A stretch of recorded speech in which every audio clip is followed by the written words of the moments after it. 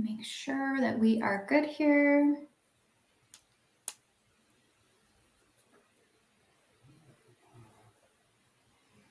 Okay, looks like we are all set, and I'll give it just a minute for some people to join us.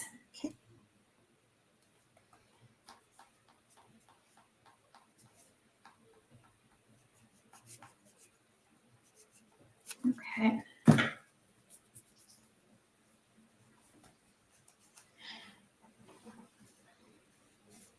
All right, we've got some people joining. Good morning, Dave. Thanks for joining us today.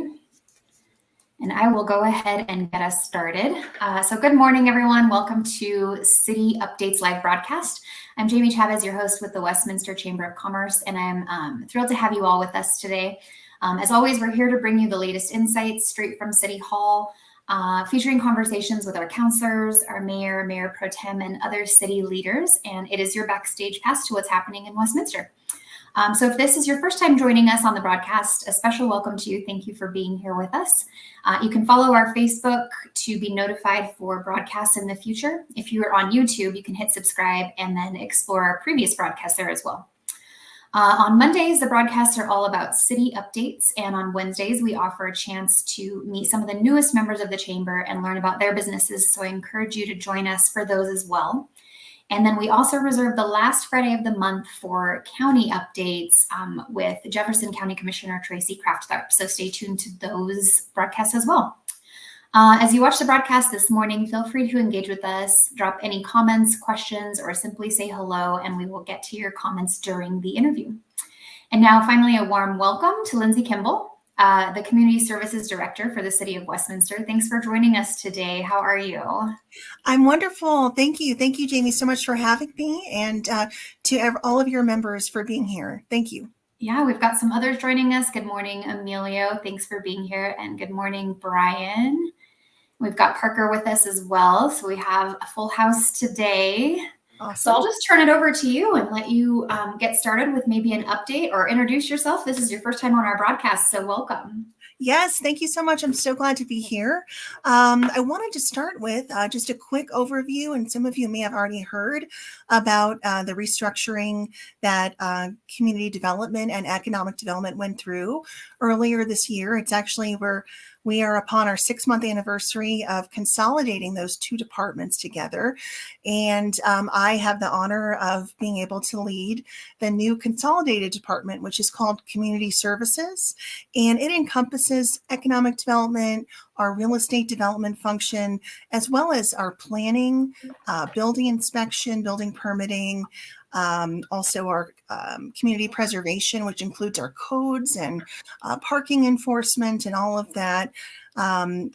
So services that we provide. So it's really been a great opportunity to consolidate the entire spectrum of development and making it a one-stop shop for people. So it's not bouncing around between different departments or having to coordinate between different subject matter experts. We bring everybody to the table for one meeting with your planners, with your building folks, our chief building official, everyone now. We always were on the same team, but we're even closer now. We're in the same family, if you might say. So that has been wonderful, and the team is really coming together, and I've heard some great feedback from our development community and our business community about that consolidation and how it's been able to expedite some of those reviews and timeframes that we have at the city. Jamie, I also wanted to share with your members, we're coming up on a very exciting month. The month of November is Business Appreciation Month. We're working very closely with Jamie and her team on celebrating our local businesses, and in particular, our small businesses in Westminster that are the backbone of our economy. We have several exciting promotions going on to celebrate our businesses in Westminster during this month. We will have, we're working with our city council members to put together quotes. We're doing video snips with them, and we're posting those on social and the website starting November 1st. Everyone's going to have their own unique message for the business community, so watch for that. We also have a Shop Small proclamation. And of course, we always work really closely with the Chamber on our Shop Small and Small Business Saturday, which this year falls, of course, it's a Saturday after Thanksgiving. So it'll be November 30th. And we'll be providing the proclamation on, or City Council will be proclaiming Shop Small on November 25th at their regularly scheduled meeting. We also have our Business Appreciation Awards, which are this month, the end of this month, and we'll be giving awards for Community Spirit, which is community nominated several businesses for their great philanthropy, their volunteerism, and their spirit for the city of Westminster and their support for Westminster. We also have sustainability awards for those companies that have worked with our sustainability team or that have launched a new initiative to not only be more sustainable, but improve the bottom line. We're very proud of our sustainability team that works with companies in the city to help them take advantage of some of the programs that we offer, as well as the state and some of our partners. We also will be providing Business Legacy Awards. So we start at 20 and we go up in 5-year increments to celebrate companies that have long standing in our community, and certainly want to appreciate them and show them how important they are to our economy and our community in general. We also, this month, we have been doing business walks. So with our council members, we are walking through different business areas and just stopping in and saying hi and letting them know that you are supported in Westminster and we value you here. We also are looking forward to supporting Jamie and the Chamber at the Taste of Westminster. We'll also have a table there to describe some business services. You'll be able to meet some members of the team at Taste of Westminster on the 7th of November. And that's always an awesome event with delicious food and beverages. Looking forward to that, Jamie. Me too. So also, I'll switch gears a little bit and give you a quick update on what's going on, what's the latest with downtown Westminster. So we're super excited. I know probably everybody on this call already knows Jamie has developed a really strong partnership with Sherman and Associates, who will be providing some office space to the Chamber downtown. We think that's amazing. We're super happy to support that. And some updates on downtown. So exciting, next week on the 29th, it's a Tuesday at 5:30, we're going to be doing a ribbon cutting for the temporary dog park in downtown Westminster. It's going to be so much fun, and the Downtown Westminster Business Association that Jamie has been supporting and working with there, nurturing. They have so many cool things planned during this. I know there's a group of folks that live in our downtown residents, puppy parents, who are going to be hosting a puppy costume contest for Halloween. So that'll be fun to be part of our ribbon cutting. We'll also have different folks, different businesses will be there providing some different goodies and things. So we think that'll be a really fun time. We hope to see everybody there again for the ribbon cutting of the dog park in downtown on October 29th at 5:30. At 90th and Fenton. So it's very close to where Bolero is, if you're familiar with Bolero, and north of Westminster Row Apartments in downtown is where we have that dog park. So I hope to see everyone there. Also, you probably have seen underway in downtown, under construction along 92nd. Of course, are the townhomes being constructed there. Those are for sale townhomes. And we also are happy that we've been working with the developer of those townhomes, who will also be constructing some of the first condominiums in Westminster in probably 2 decades now. So we're super excited about that. That'll be happening in our downtown. And that groundbreaking should be later this year or first quarter of 25. We also, along with the Chamber and the Downtown Business Association, are happy to support the holiday lighting in downtown. We are going to be bigger and better than last year.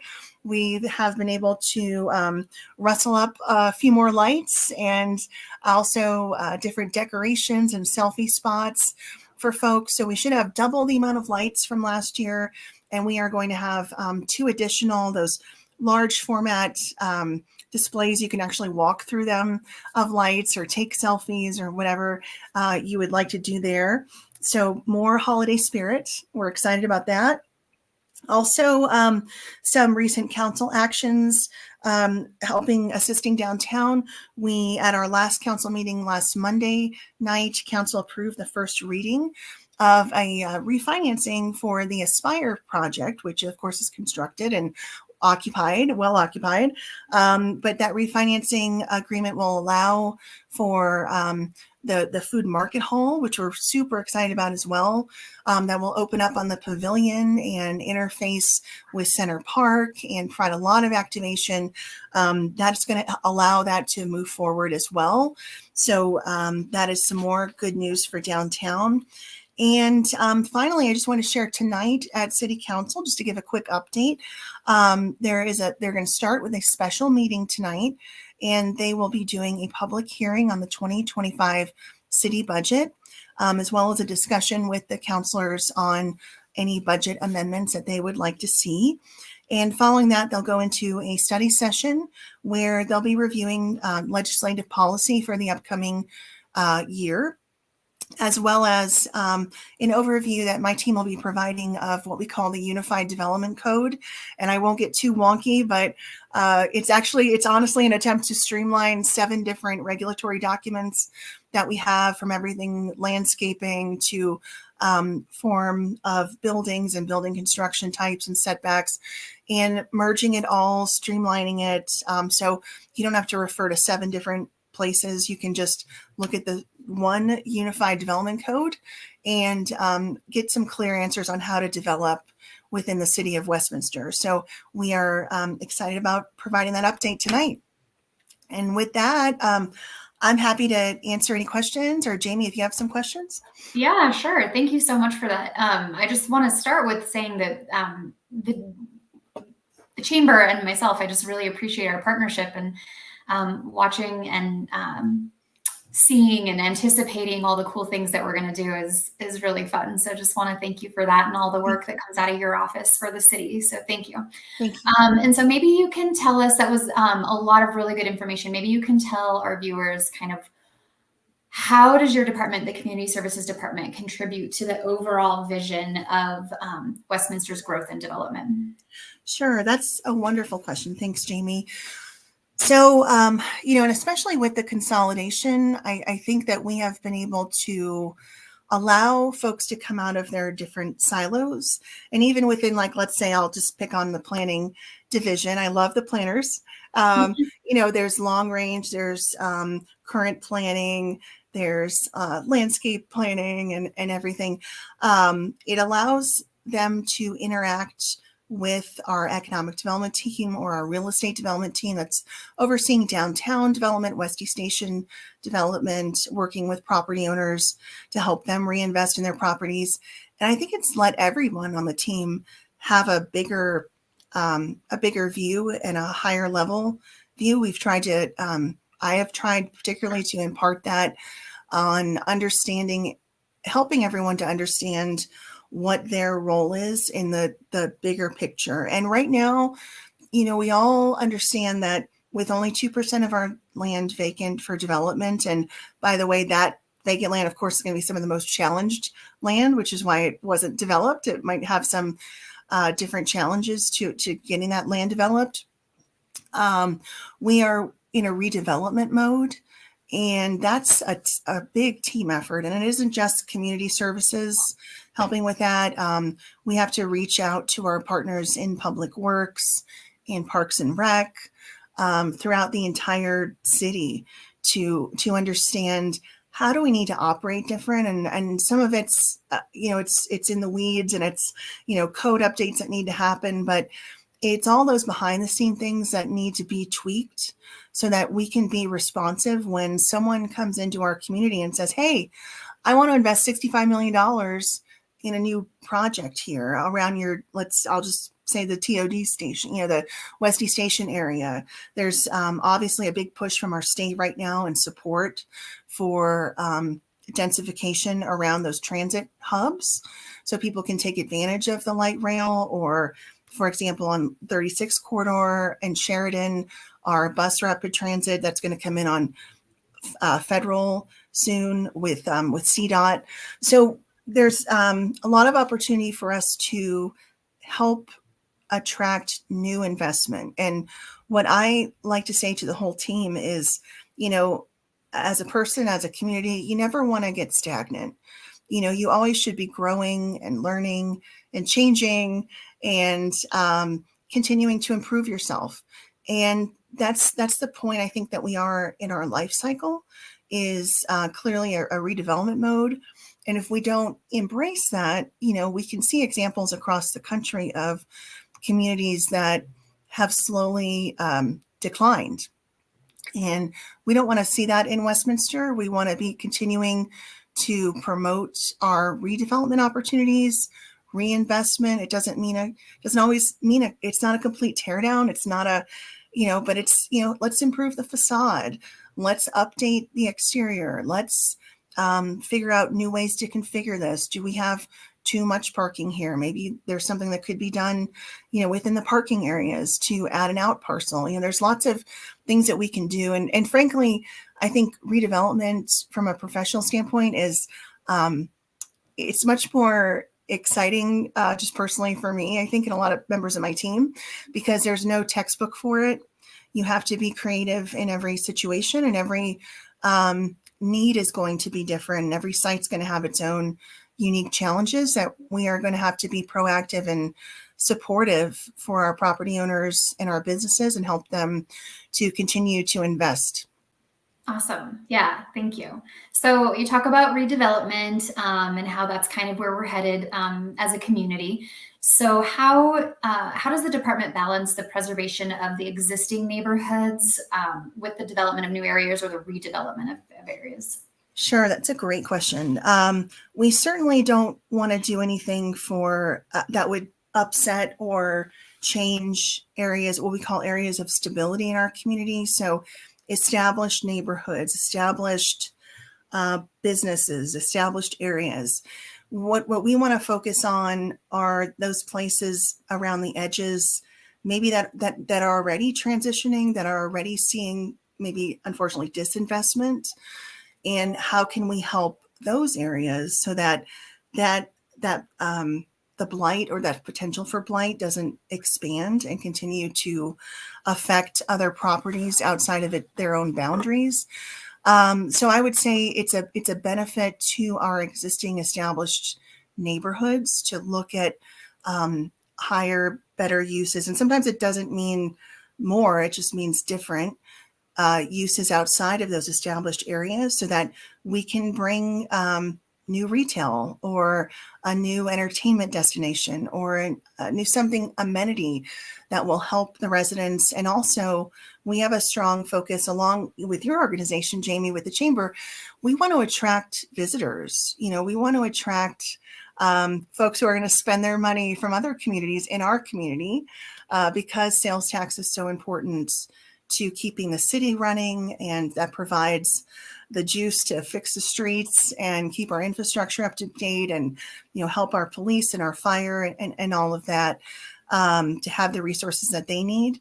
So I am also really excited that we can look at those areas outside of the established residential areas for continued investment, and also ability to attract new dollars from outside of our community, from people opening their wallets, spending money.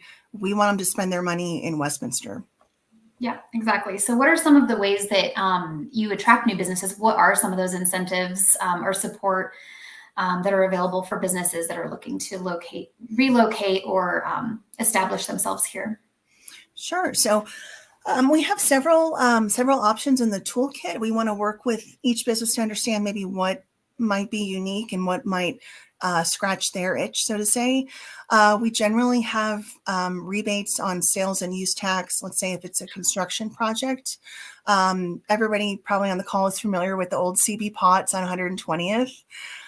They are getting ready to open up a dual concept, so 2 different restaurants in that space now. And if you drive by it, they've got the I guess it was a brewing vat or something out front, but sorry, I'm not a brewer, but water tower thing out front in the parking lot that that's been repainted with some of their logos on it now. So an example, like let's talk about that project. We did a sales and use tax for them rebate on a portion of their sales and use tax paid during construction.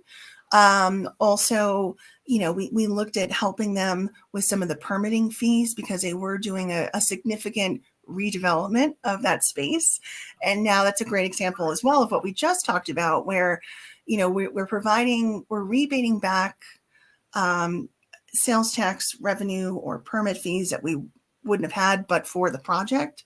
And we are allowing for 2 new restaurants to activate that space, to have life again and to generate new sales tax and provide 2 new great restaurants for folks that are residents to go to that's convenient for them. So generally, the rebates of permits, rebates of other city fees, inspection fees.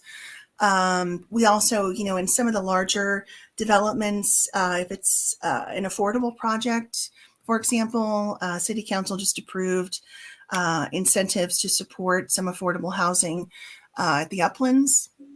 That also consisted of, in addition to the sales tax rebates, some rebates on what we call the public land dedication fees, some rebates on other city fees that are more germane to a new development or residential development coming in. So it really depends on the project. If it's residential, there's a certain suite of tools that we can use. And if it is a business coming in, we also have that other set. And there's also opportunities where we can partner with the state and utilize some of their programs as well. Okay, great. And I guess going back to maybe the downtown quickly, I think people are very interested in what's going on down there and the growth. What are some plans that the city has to create a sense of community and vibrancy in that downtown area? Great. So we also have under construction, I didn't mention in the first update, but we have an amazing park under construction right now, Center Park. And that is just to the east of the Aspire project in Westminster Row.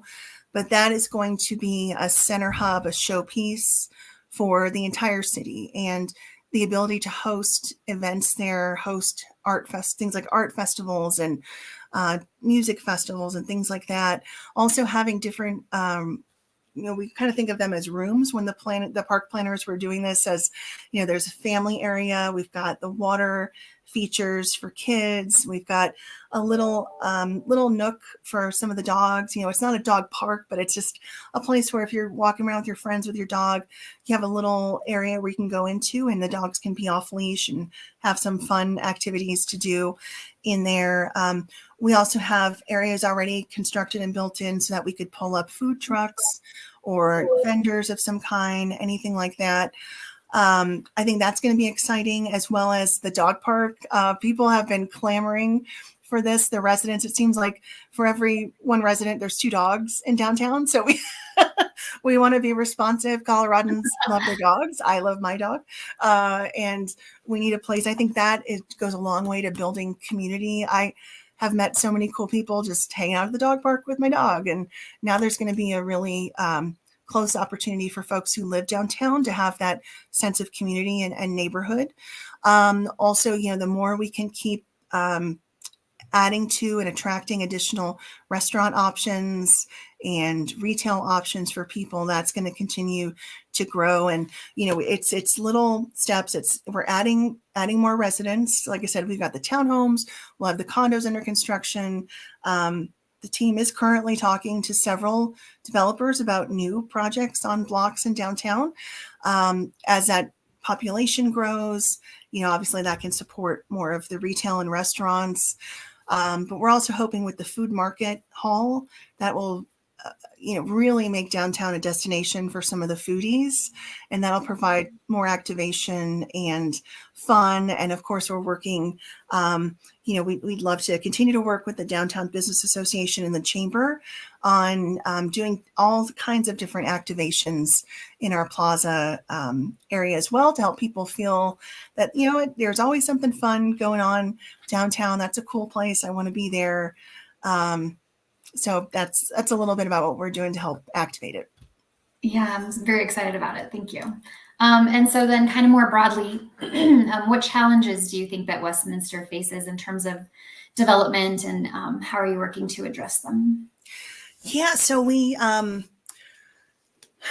couple that I'd like to address. So office throughout the entire U.S. is struggling right now. And we, of course, and especially in downtown, have always had in our plans to reserve the blocks along 36 that would be highly visible for office development. So no need to panic. We have a 20-year horizon still with that development.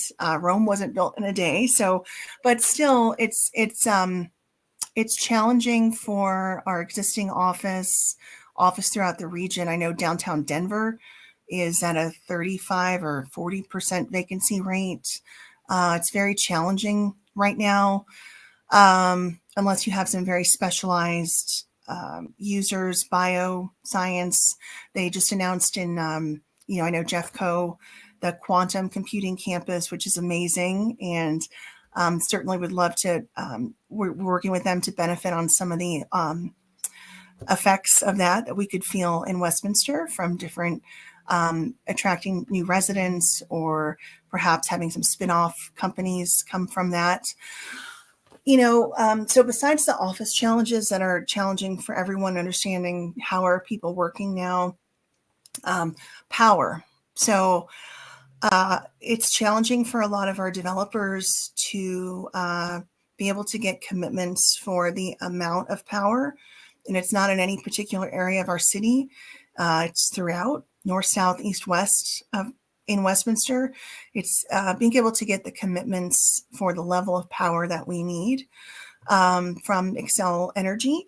And, I know that they're working hard on addressing that. It's not unique to Westminster. It's throughout the Front Range. We have, challenges being able for developers to secure power and power commitments. So I think, we need to do whatever we can to support Xcel and our power companies to make sure they've got the right infrastructure and capacity, especially as, we have a, revised energy code that we builders are building to now, which obviously requires more power, more electrification than before. We are constantly looking at places where we can add more charging stations throughout Westminster, and we've been really successful in getting grants for those charging stations. But again, it's power. We need to have the power resources. So I would say, the uncertainty around office, the challenges in the commercial financial markets right now with financing of projects is challenging, and the power, the ability to secure power. Awesome. Great. Thank you for that. And then we've got just a couple of minutes left. So just curious how local residents and businesses can get involved in the city planning process or provide feedback on development. Yeah, great question. We would love for folks to be involved in our council meetings. We have, as I mentioned, the Unified Development Code tonight is an update. There's no votes being taken. It's an update for us to present to council to just have a check-in, make sure we're headed in the right direction. On December 2nd, we're going to be coming back to council with our analysis of the recent state legislation, 1313, 174 in particular, which are now law, that will have impacts upon our zoning. We need to do significant rezoning in the city around our transit hubs, which are Westy Station and downtown, and also the wagon Wagon Road Park and Ride up on 120th and along the BRT route. It's a lot of info, but my team has been working very closely with DOLA on confirming, are we understanding this correctly? Did we read this correctly? Getting the official maps from the state of where they would like to see that transit-oriented growth occur in our community. So we'll be bringing that back. I think probably folks on this call will be interested in that and how that's going to impact maybe some of the areas and development opportunities. So getting involved in that, of course, you can always reach out to us, or if it's easy to go through Jamie for your members, and then Jamie and I can talk and I can provide some information. Also on our website, you can always sign up for, we have a great calendar of events on there. We have e-blasts that you can sign up for, particularly tailored for the business community. If you click on Economic Development Department, you can sign up for those. Jamie has a wonderful newsletter as well. I get a lot of great information from the chambers and does a great job with that. But as far as getting involved, I would really, again, pay attention to the, when we come back with the analysis that we have been working on for the past 5 months on how the state legislation is going to require certain actions by the city. That's on December 2nd.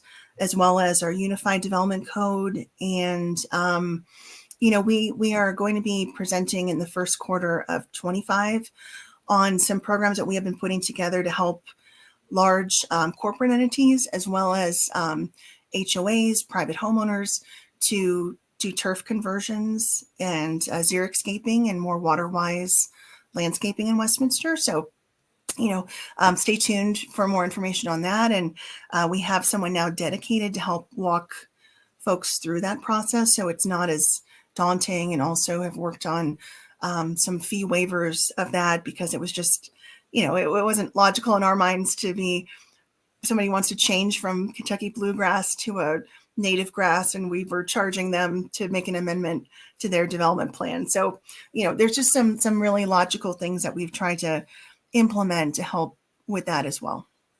Awesome. Well, great. Thank you so much. I'm excited to add you to this rotation, because I think you have a ton of good information for people, and I appreciate you coming on today. Thank you. It's been wonderful.